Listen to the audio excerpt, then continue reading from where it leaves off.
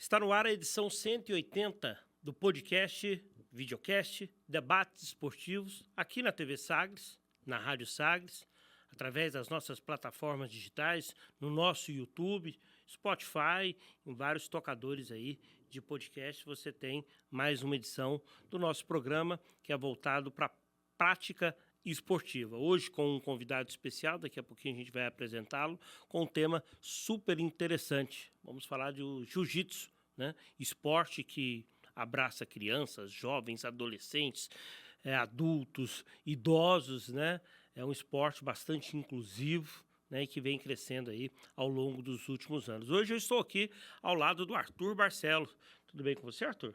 Tudo bem, Charlie Pereira. Seja bem-vindo aqui. Você fica só atrás das câmeras, né? Às vezes aparece no ODS no Esporte. Exatamente, mas hoje aqui na bancada para recepcionar nosso convidado. E como eu gosto de ressaltar sempre quando eu participo do Debates, programa super tradicional no rádio e agora também na TV, através da Sagres TV. Sempre um prazer, uma honra muito grande participar do Debates Esportivos. Nosso convidado de hoje é o professor Valdir Ribeiro, paranaense, lá da cidade de Jacarezinho. Falei, onde você nasceu? Eu falei, Jacarezinho, terra da Grazi Massaferra, né? Ex-BBB, virou artista, né? Boa atriz aí, da Rede Globo de televisão. Jacarezinho fica perto ali, já da divisa com São Paulo. O professor Valdir Ribeiro tem 49 anos, é professor de jiu-jitsu, tem uma escola, tem uma academia onde recebe pessoas de todas as idades. Ele vai falar um pouquinho desse projeto, né? Ele é cadeirante, né? Foi acometido de uma paralisia, né, infantil, né? E o esporte, né, ajudou ele a trilhar um caminho de sucesso, né, na vida. Tudo bem, professor? Tudo bem, obrigado, Charles, obrigado, Arthur, pelo convite. E a satisfação em poder falar um pouquinho sobre mim e da minha história, né, e o que eu faço hoje. Quando a gente estava preparando para fazer o programa, né, eu mantendo alguns contatos, né, com o professor Valdir, umas trocas de mensagem, falei para o professor, queria que só contasse um pouquinho sobre a história. E aí ele mandou 18 áudios, né? E eu gostei, porque eu gosto de ouvir, Sim. Não sei se é costume de trabalhar no rádio, na comunicação, eu gosto de ouvir a pessoa contar a história dela. Eu queria que o senhor compartilhasse um pouquinho da história até o momento que o senhor chegou no esporte. Tá. Bom, meu nome é Valdir Ribeiro, Valdir da Cunha Ribeiro, mas eu sou mais conhecido como Valdir Ribeiro aqui no estado. Eu sofri poliomielite aos 5 meses de idade. Nesse período todo, eu falo assim que eu sofri tudo que a molecada hoje sofre, sabe? Bullying, zoação. Então, eu aprendi a conviver com tudo isso, né? Desde pequeno. E isso foi até muito bacana que eu trago essa vivência para o meu dia a dia, sabe? Ajuda a lidar, principalmente com as crianças hoje. E eu morei no Paraná até meus 32 anos. Casei, tive filho, aí o casamento não deu certo. Resolvi cair no mundo para tentar a vida, né? E fui morar em São Paulo. Comecei trabalhando numa empresa de balança lá na época e depois fui para a cidade da minha esposa, a Paula, em Ribeirão Pires. E lá conheci o jiu-jitsu lá, né? Em 2012. E de lá para cá, só festa. E como é que desembarcou em Goiânia? Então, aqui no nosso estado? Ribeirão Pires é uma cidade muito muito fria. E para a pessoa com deficiência, no meu caso, em 2007 eu descobri que eu tenho síndrome pós-pólio.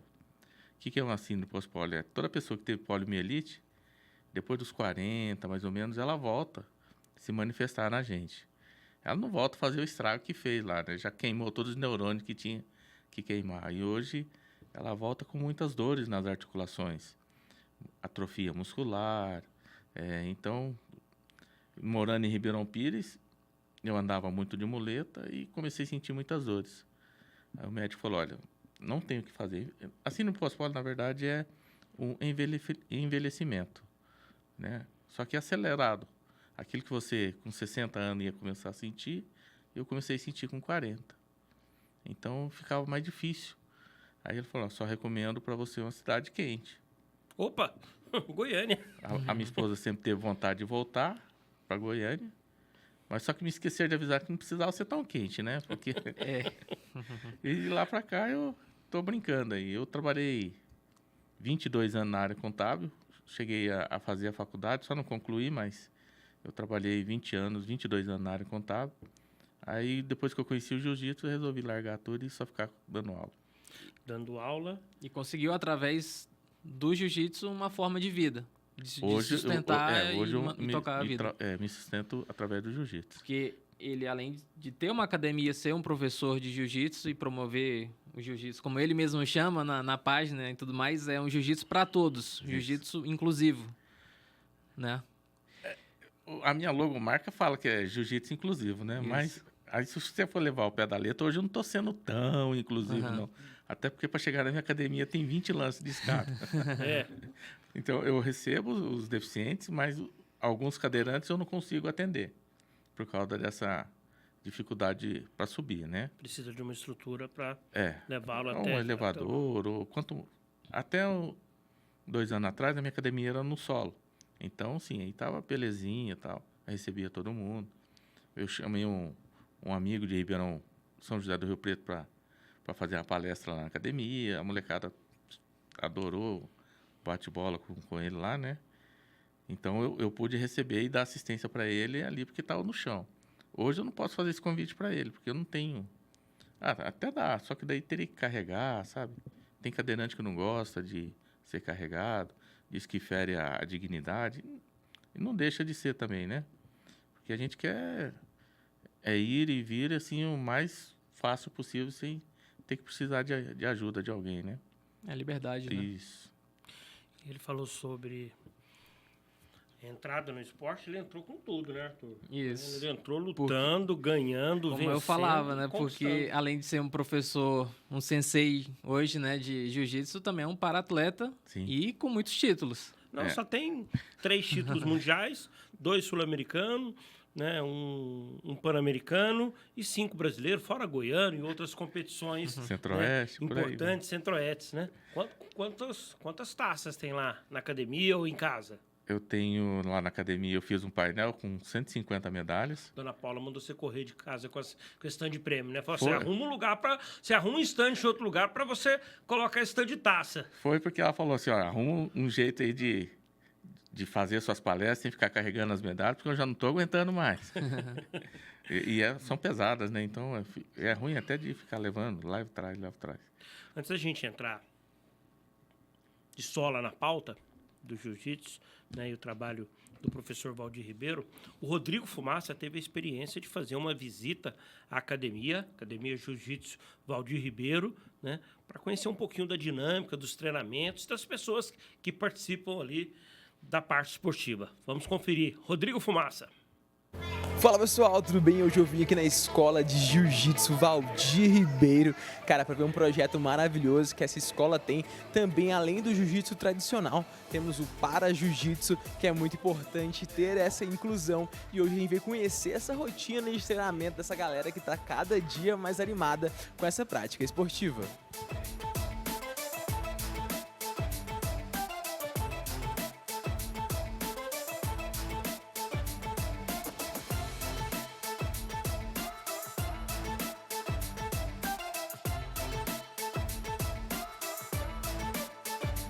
Mudou minha vida, mudou tudo.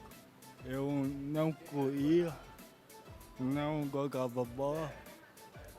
Na época de pequeno, e o jiu-jitsu hoje é minha vida.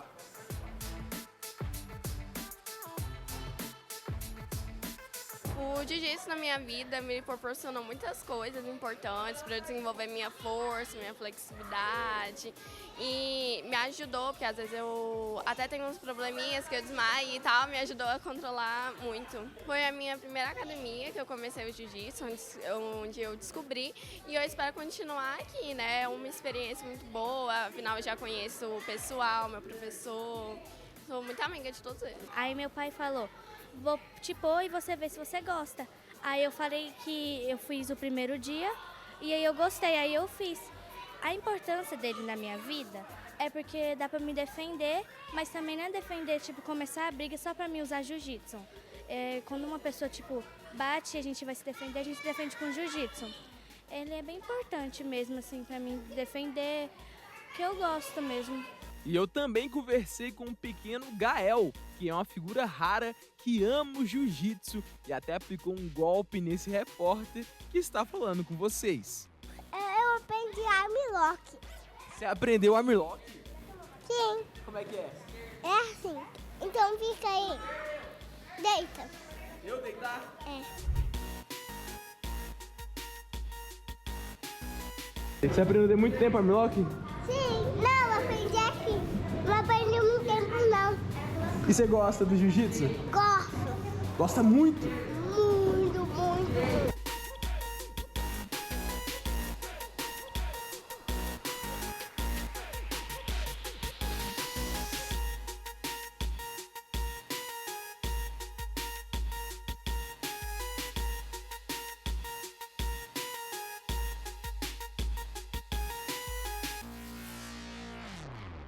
Que figura o Gael, hein? Esse é Que uma figura. figura. Fala fácil, luta fácil, né? E chora quando fala que não vai dar pra ir no jiu-jitsu, ele chega a brigar com a mãe Ele dele. tem quantos anos? 3 aninhos. Quantas crianças nessa faixa de idade, 3, 4, 5 anos, você tem na academia, professor? 3 aninhos eu tenho o Gael e o José. Depois de 5 a 7 eu tenho 15 meninos. De 8 até 18 anos, eu acho que eu tenho 20 meninos, se não me engano. E segue. E vai. Todos os dias. Não, os pequenininhos eu trabalho com eles terça e quinta, porque eu acho que 3 vezes na semana, para quem tem 3, 4 aninhos, é muito puxado. Mesmo assim, eles ficam fazendo. Sentem falta. Tem ansiedade para ir para aula. Na hora. E os Kids 2, na verdade, daí são 3 dias na semana. Segunda, terça e quinta, 6h30 da tarde. Aí faz 1 horinha com eles. Que legal, que legal. Confirma o endereço da academia. A academia fica na Rua 2, quadra 3, lote 3, Chácaras em Anguera. Ali na saída para Guapó. Dá um ponto de referência bom. Fica atrás da Eternite. Traz a Atrás da Eternite. Região oeste, né, de Goiânia. Isso, é. Sim. Fica ali. Eu não lembro de outro, mas eu sou o primeiro cadeirante com academia. Assim, nome de academia, praticante de jiu-jitsu, assim. E você vai ali pro tatame com eles todos. Todos. Até que, depois que eu voltei do Mundial, ano passado, teve o Campeonato Brasileiro. Aí, cara, eu me esqueci que eu tinha Campeonato Brasileiro. E caí, fui treinando, tava treinando com os meninos, até pegar um aluno lá de 140 quilos. Aí eu fui tirar ele de baixo, aí deu aquele esticão no braço. Falei, nossa, faltando 3 dias pro Campeonato Brasileiro.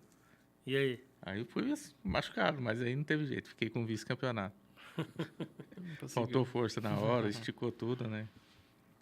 Professor, eu queria falar, daqui a pouquinho eu quero falar um pouquinho sobre o professor Valdir dentro do esporte, como é que começou essa trajetória de conquistas, mas eu queria entender qual o perfil dos alunos que procuram a academia do senhor. Eu uso as crianças, principalmente, porque ali, eu estava ali fora, estava até ouvindo falar do cyberbullying, né? As crianças aprendem a lidar com bullying, né? Principalmente. A autoconfiança. Assim? Como assim, na prática? O que o escola. cyberbullying tem a ver com a prática do jiu-jitsu? Eu falei o cyberbullying, mas é o bullying em geral, né? Certo. Sim. Principalmente na escola, né? As crianças... um é gordinho, já tem aquela zoação Aqueles da escola, rótulos né? que, infelizmente, Aí acontecem.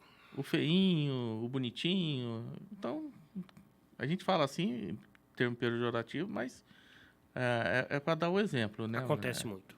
Então, o bullying nesse sentido. Daí, a criança começa a ter autoconfiança. Aí, começa tendo autoconfiança, já começa a lidar com o bullying mais sim, diretamente. Já começa a sair, esquivar. Nesse sentido. Mas são mais crianças o perfil que tem me procurado. A arte marcial, né? Eu acho que você pode falar isso muito mais, mas eu falo por experiência própria mesmo, porque eu, quando criança, fiz judô e, assim, transformou totalmente minha personalidade.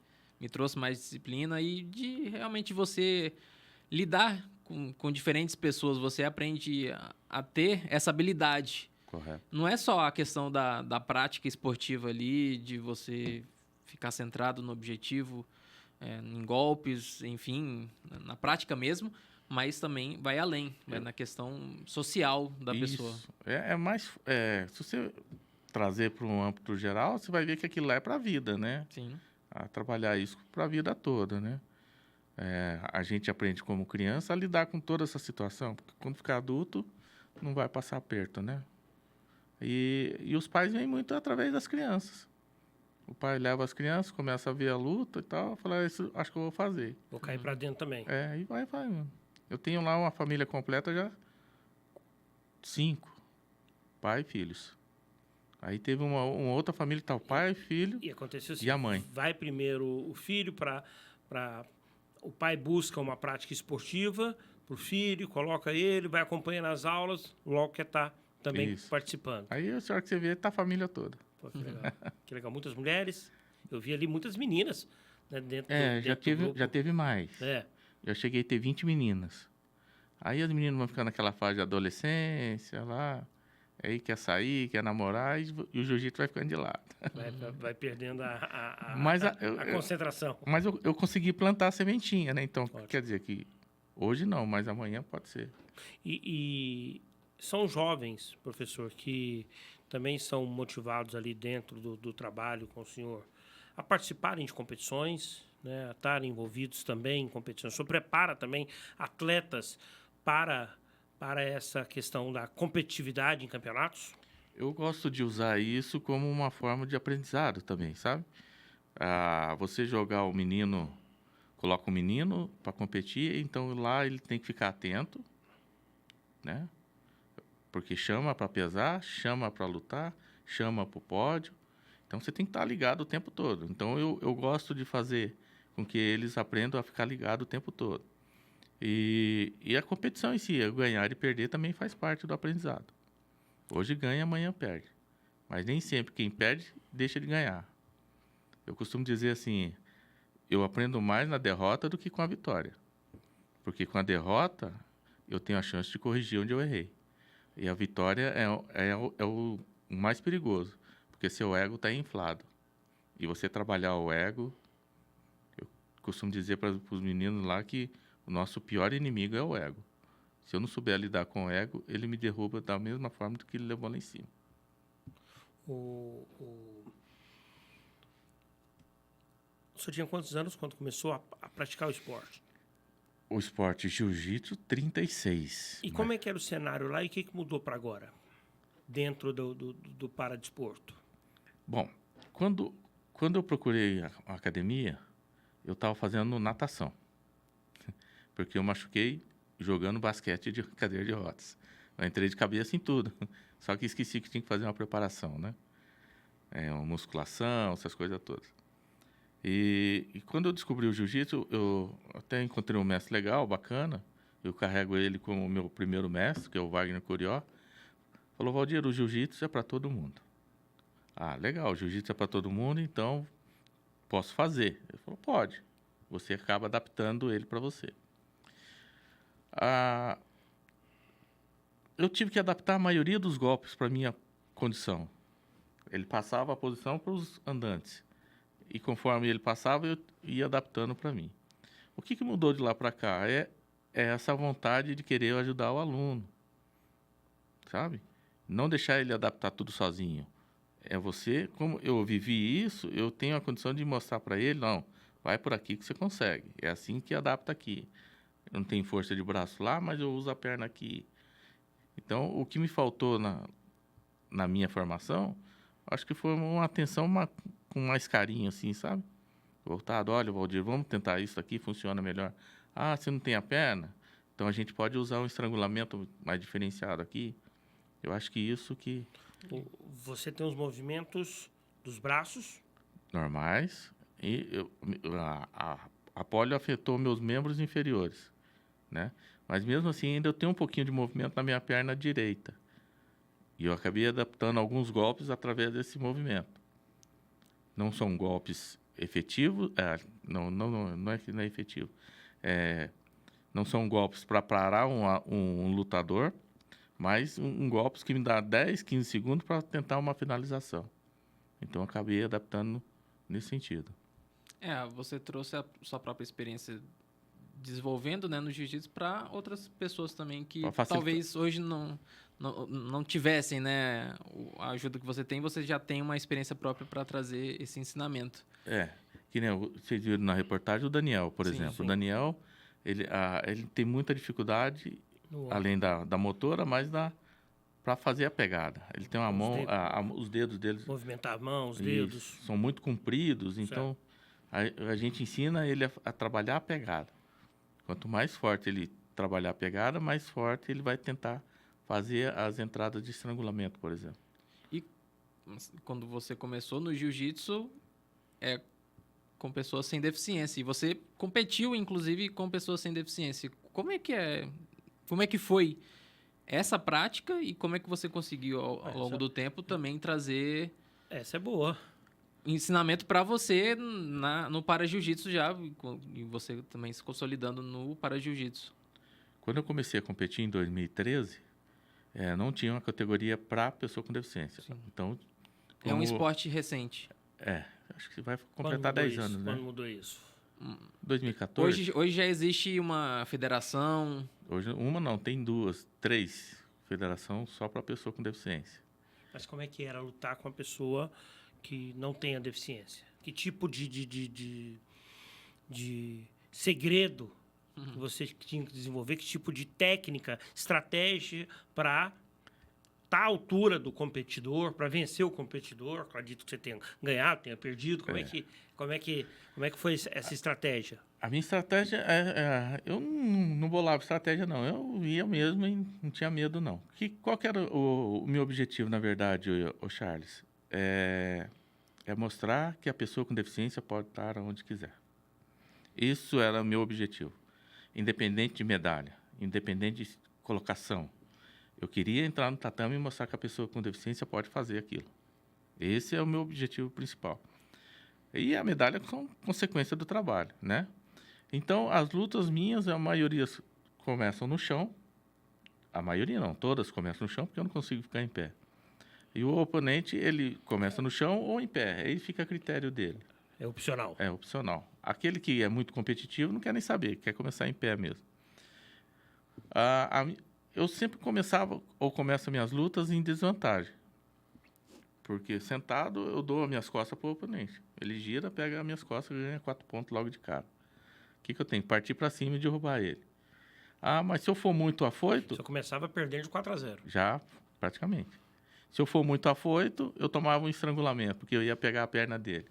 Muitas vezes a estratégia era deixar ele vir para cima. Eu preferia perder 3 pontos de passagem de guarda e depois tentar sair dali com estrangulamento e ir cansando ele. A minha estratégia, na verdade, era cansar o oponente. Ele fazia os 5 minutos dele de rola, eu ia aguentando. Uma prova de resistência. E a hora que ele cansava, eu pegava ele. Então, o senhor disputou campeonatos assim? Eu fiquei em terceiro lugar no campeonato mundial com pessoas sem deficiência, fazendo isso. Poxa. Terceiro lugar no sul-americano, fazendo isso. Terceiro lugar no brasileiro, também fazendo isso. Então... Na sequência, o senhor vai falar sobre o momento em que o jiu-jitsu começa a separar as pessoas, né, com deficiências para as pessoas que não tinham e, consequentemente, essas várias conquistas que vieram aí. Só títulos mundiais. O professor Valdir Ribeiro tem 3 títulos mundiais. Ele vai contar um pouquinho, né, dessas experiências, porque o esporte também proporciona isso, né? O professor Valdir, certamente, na carreira dele contábil, né, não teria viajado tanto, conhecido tantos lugares, né, se ele seguisse nessa profissão, né? Mas o esporte proporcionou, sem dúvida nenhuma, várias experiências em vários locais aqui do Brasil e do mundo. Na sequência, a gente volta com mais debates esportivos aqui na TV Sagres.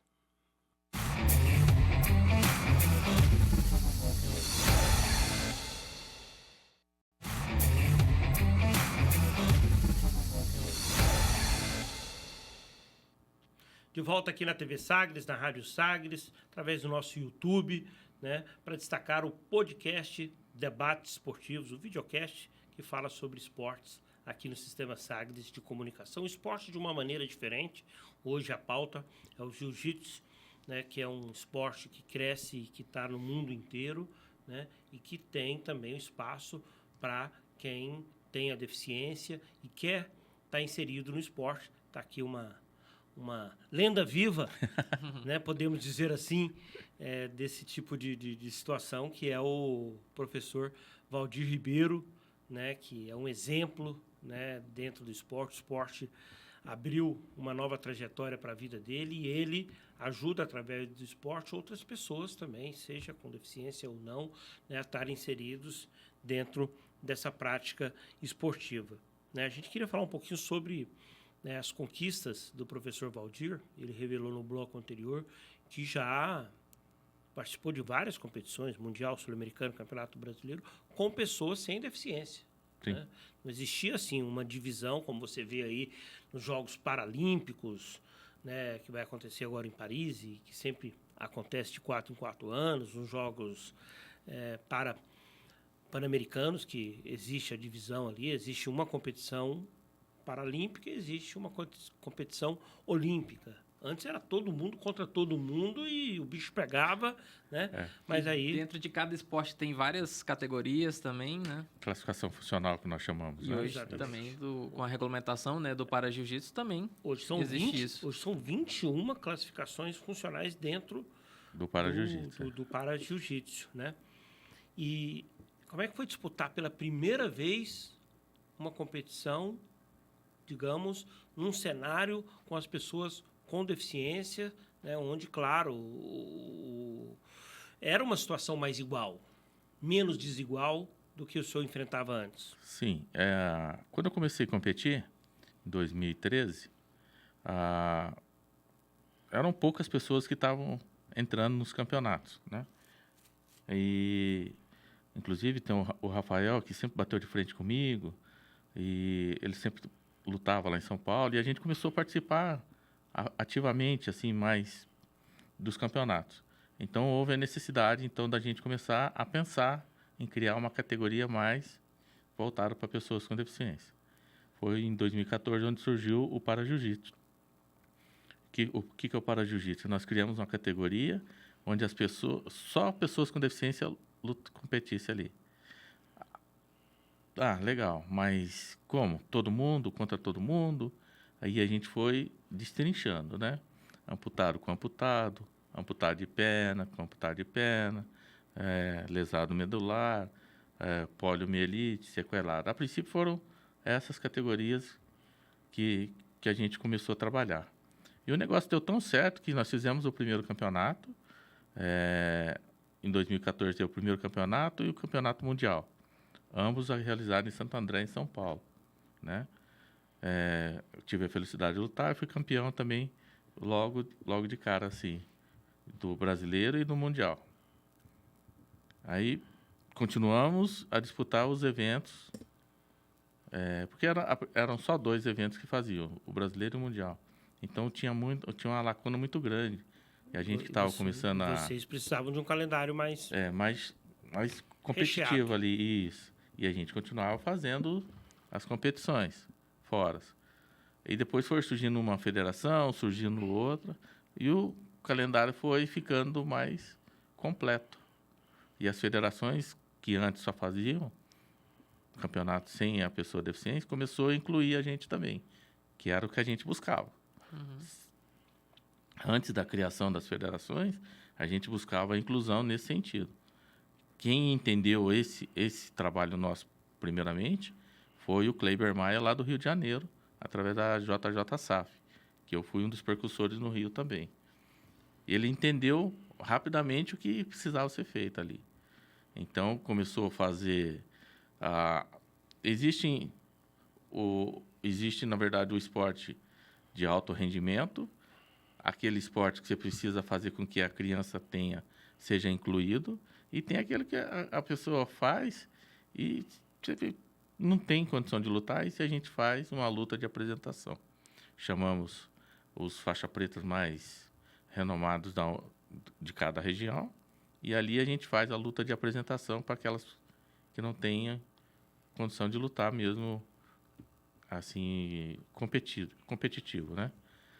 E depois teve a categoria de surdos, que era diferente também. Inclusive, teve até um mundial em 2017, só de surdos, lá na Califórnia. Esse eu não fui, não. Não por não ser surdo, mas porque lá também teve a categoria deficiente, eu não consegui o patrocínio necessário, também não fui. E de lá para cá a gente vem brincando nesse sentido, assim, espalhando, né? E qual que é o cenário hoje de competitivo no Brasil, em Goiás, na região Centro-Oeste? Hoje aqui no estado aqui nós temos 5 federações. Eu consegui abrir portas em todas para fazer o Para-Jiu-Jitsu. Quando não tem competidor, a gente faz lutas de apresentação. E quando, que nem o último evento no Campeonato Brasileiro, conseguimos montar uma turma só de autistas, sabe? E coloquei eles para lutar entre si. Foi muito bom, muito bacana, assim. Num evento anterior, eu consegui colocar o Danielzinho para lutar com o Gil, que hoje, infelizmente, não está entre nós, né? Mas foi a primeira luta de PC que eu consegui fazer aqui no estado. Isso foi muito bacana também. O autismo, nenhum autista é igual ao outro. Não. Né? Eles são diferentes, cada um com suas particularidades. Tem um autista que gosta do contato. Isso. Ele é sensorial, ele precisa estar pegando, apalpando, né? E tem aquele que é completamente avesso, né? Ao Nem que chega perto. toque, né? Que não gosta de chegar perto, não gosta do contato. Como é que é administrar essas diferenças e colocá-los todos num tatame só? Quando a mãe chega levando o menino lá, ela fala, olha, ele não gosta de fazer isso, não gosta de fazer aquilo. Mas quando você joga no tatame, não é nada aquilo que a mãe fala. Eu falei, você falou que ele não gostava de correr, ele corre. Você falou que ele não aceitava comando, ele obedece. Aí eu gosto muito de tirar fotos. Não sei se vocês viram lá no meu Instagram. Sim. Eu uso aquilo lá como... Eu falo para os meninos que é a lista de chamada. É a prova. Eu tô ficando já... Prova que estão lá. Já tô ficando mais velhinho. Uhum. E na hora de lembrar quem foi e quem não foi, eu uso as fotos de referência, né? E a mãe falou, não, ele não gosta de tirar foto, não. Sério? Não. Falei, tá, acabou a aula, vamos tirar a nossa fotinha? Aí, daqui a pouco ele tava pendurado no meu pescoço. Tá lá rindo. Ué, O esporte tem uma coisa assim, difícil até da gente explicar. Ele tem esse poder de transformar, né, as isso, pessoas. E eu não preciso fazer muita coisa, Charles. Não preciso fazer muita coisa. Acaba sendo uma terapia também, né? É. O autismo, né? A criança, o jovem, a pessoa autista, é importante que ela esteja sendo acompanhada de profissionais para as várias terapias, né? E o esporte, sem dúvida nenhuma, natação, jiu-jitsu aí é um exemplo também, o futebol, o basquete, estar em prática esportiva, envolvimento, traz a convivência social, a interação com outras pessoas, né? E traz a quebra, às vezes, desse tabu. Meu filho não gosta de encostar em ninguém. Meu filho toda hora gosta de estar abraçando alguém, né? Então, sem dúvida nenhuma, esses rótulos com o esporte, eles acabam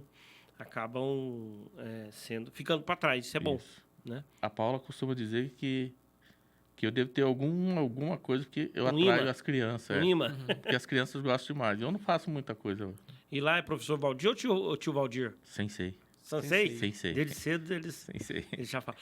Você falou de um campeonato mundial em Santo André, foi o primeiro? Foi o primeiro. E quais você tem 3 conquistas, as outras foram aonde? A maioria dos títulos internacionais que eu tenho aí foram conquistados aqui no Brasil. Aqui no Brasil.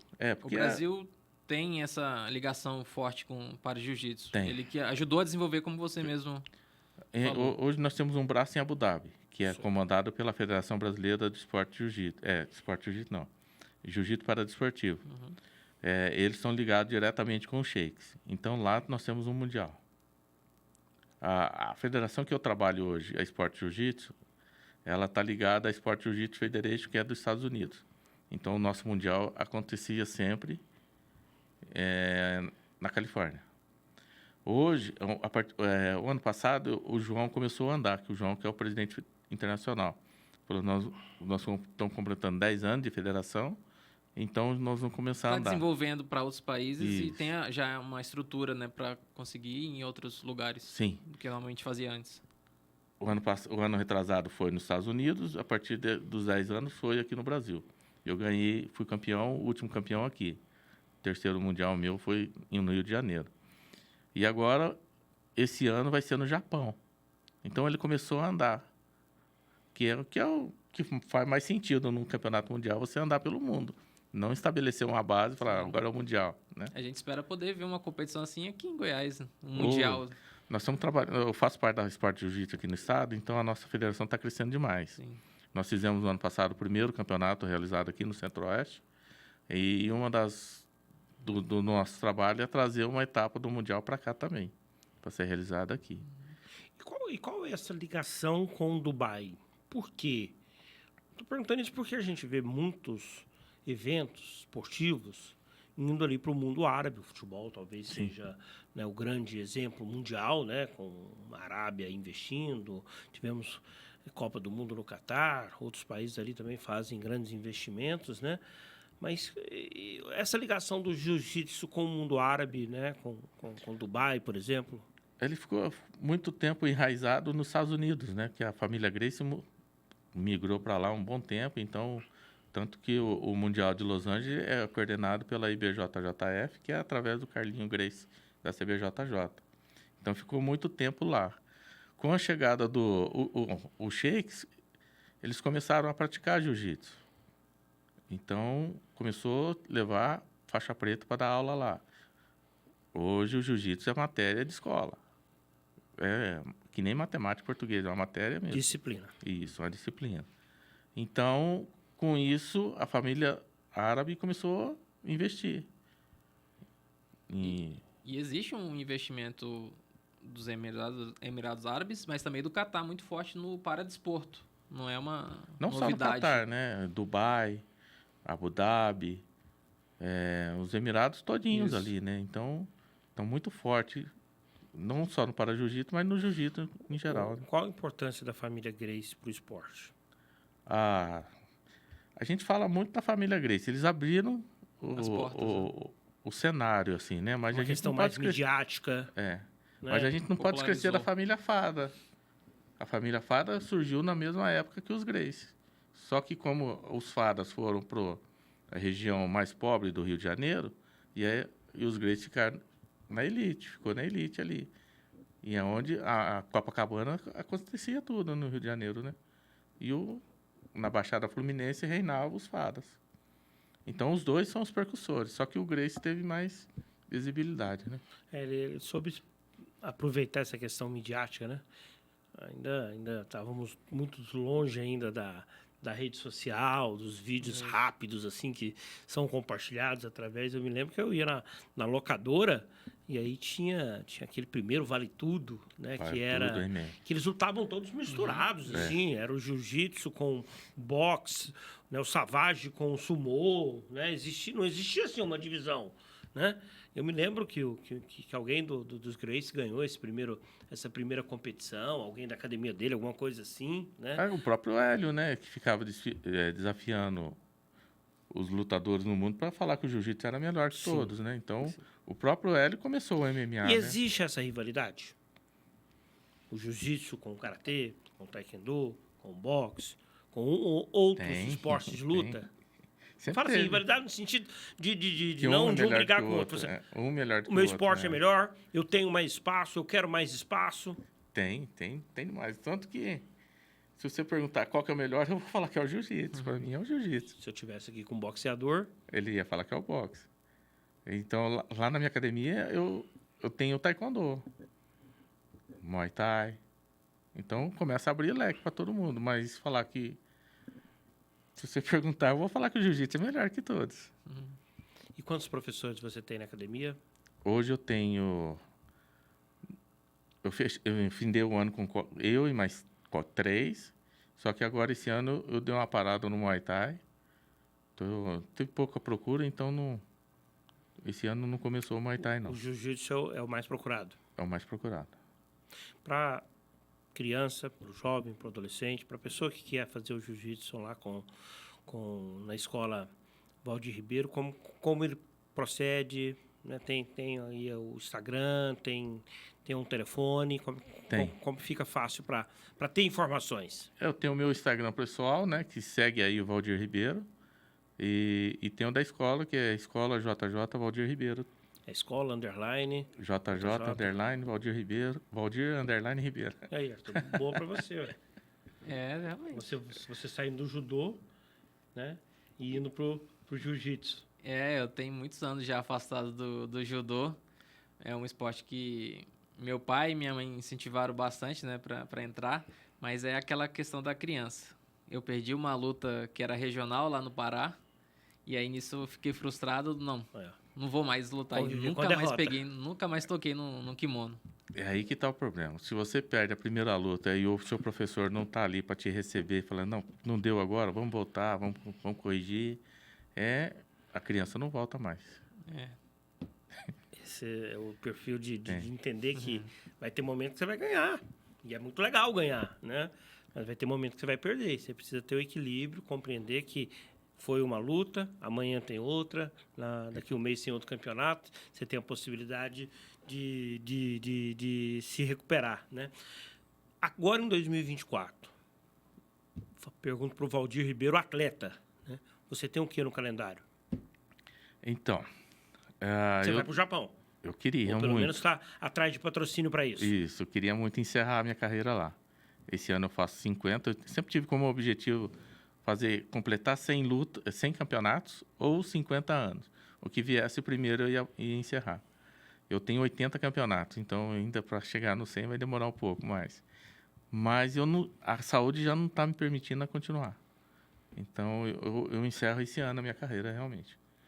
Mas eu estou mais focado, sinceramente, Charlie, nos meus meninos hoje. Já estou partindo para encerrar mesmo e não sei se eu quero competir mais esse ano. Eu queria muito encerrar lá no Japão, mas é muito investimento, aí você vai... começa a pedir patrocínio, o cara fala, não, eu vou te ajudar, chega na hora, não ajuda.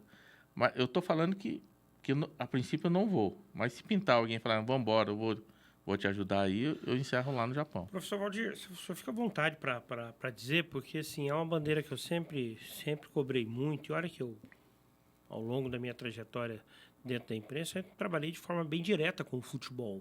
Eu sempre fui contra os investimentos exagerados no futebol, em clubes de futebol, em competições, em detrimento de outros esportes que não têm aí o poder de penetração de massa que tem o futebol. Então, para conseguir um patrocinador para um campeonato de basquete, é muito mais difícil do que para um campeonato de futebol.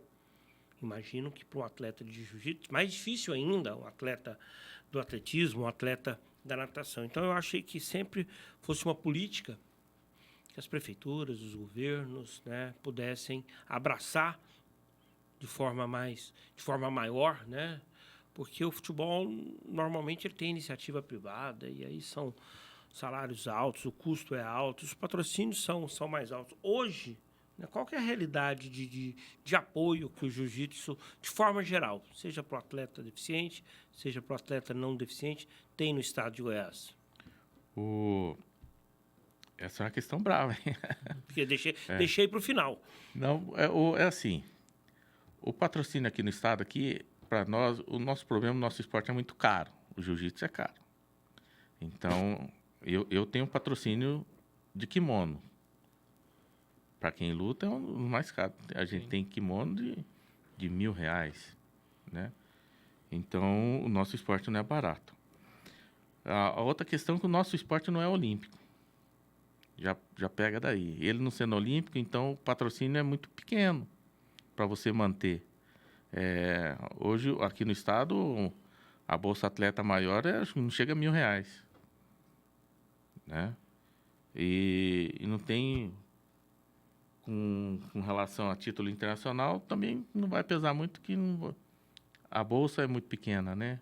Para você só viver disso. Então, o atleta, eu deixo de viver do esporte para poder trabalhar. Senão, eu não consigo colocar sustento dentro de casa, né? E fica muito complicado. Aqui no estado nós temos, como eu falei anteriormente, nós temos 5, 6 federações e só uma está registrada no estado e essa uma não dá abertura para as outras colocar os atletas ranqueados para poder ser beneficiado de bolsa, sabe? Então é muito complicado entrar no estado para ganhar a bolsa do estado mesmo. Aí ele te abre lá o pro atleta. Eu já tenho 50 anos, já não faço parte mais para conseguir a bolsa atleta. A bolsa atleta é para quem tem 35 anos. Que nem você falou que entrevistou a Adria aqui do vôlei, para esse esporte que realmente é olímpico, tem mais dinheiro. Tem a Confederação Brasileira, que abraça, que sai distribuindo dinheiro realmente para os atletas que vivem em alto rendimento, né? Mas aqui no estado está muito O complicado. Comitê Paralímpico, né, brasileiro, que é muito forte, faz um trabalho muito legal para o paradesporto, né, Mas aqui se no limita Brasil. aos esportes que estão olímpicos, no são quadro, olímpicos. né? É. Dos esportes de lutas, quais estão dentro do programa paralímpico? Judô, karatê, taekwondo, o boxe, não sei se tem a pessoa... Professor, eu vou usar o trocadilho, mas é uma luta, né? É uma luta, mas eu não é uma sei luta, se ele né, está voltado para o paradesporto. Não, fala assim, é uma luta Literalmente, de para conseguir vocês as para coisas. conseguirem Agora que eu patrocinadores, para entendi conseguir aqui. recursos, para se manterem aí. Isso, é. Mas quero agradecer a presença do senhor. Parabéns pela iniciativa, pelo empenho, né? A gente sabe o quanto é difícil manter uma escola, manter uma academia, manter um projeto assim que atinge pessoas de todas as idades. Foi tão legal ver ali o Gael, jovem de 3 anos, né? Menininho de 3 anos, né?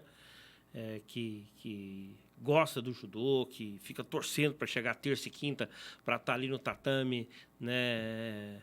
Lutando, correndo, praticando esporte. Outros jovens, né?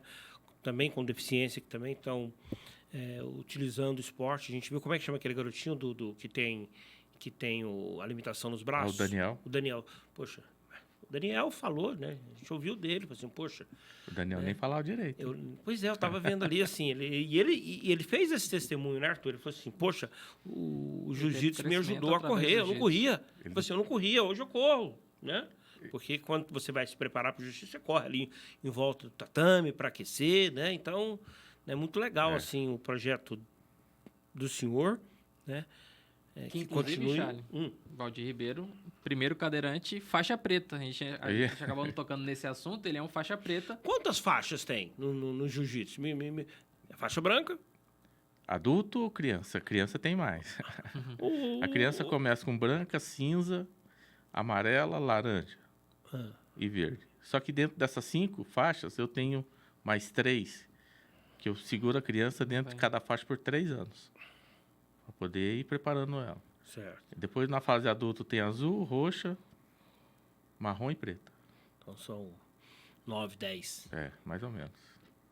Parabéns pela história, pelo exemplo de superação, né? Obrigado. E a gente torce para que o senhor continue avançando aí dentro do jiu-jitsu. Está aposentando no sentido de atleta, né? Mas tem uma longa trajetória aí preparando jovens aí para o esporte.